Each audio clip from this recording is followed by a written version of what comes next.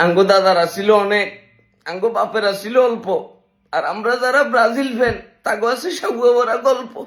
যাও মনা মুতি আসি হুতি যাও, আর কোনো সুযোগ নাই।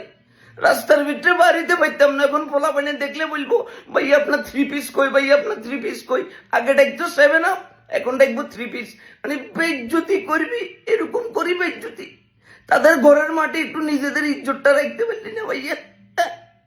মানে লাস্ট 6টা বছর তাদেরকে হারাইতে পারি না। এখন এই যে এখন তো তারা বলবো যে কি মেসিও তো খেলে নাই, মেসি যদি থাকতো তাহলে এক যেমন কনফার্ম 7 আপ না আপার 10 হয়ে যেত ডাইরেক্ট ভাইয়া।